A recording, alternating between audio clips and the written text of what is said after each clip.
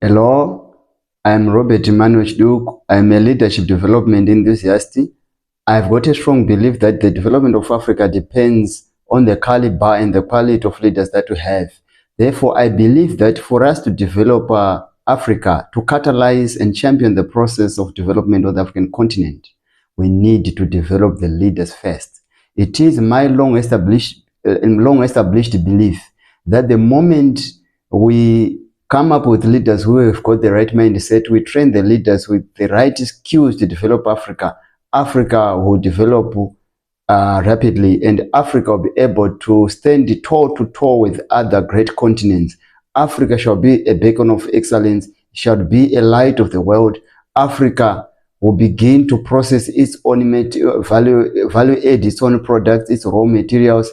Africa will competitively be the best in the world. Today I want to talk about exemplary leadership.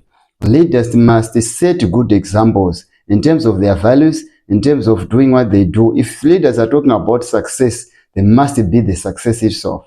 If they are talking about shunning corruption, they must also shun corruption at personal level. If they say bribery is not good, they themselves should not accept bribe.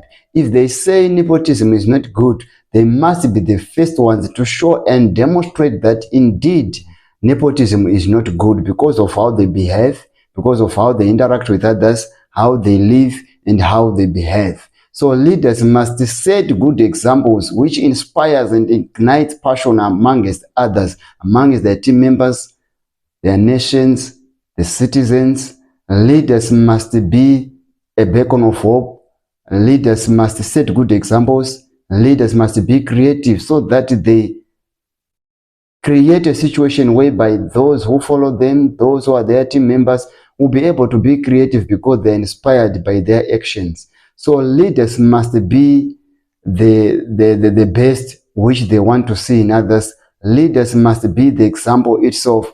Leaders must be used as point of reference. Leaders must ignite the passion amongst others because of how they lead, because of how they act, because of how they behave, because of how they work, because of how they interact with others, and because of how they achieve difficult goals. Leaders must be able to confront adversity, solve problems during crisis times.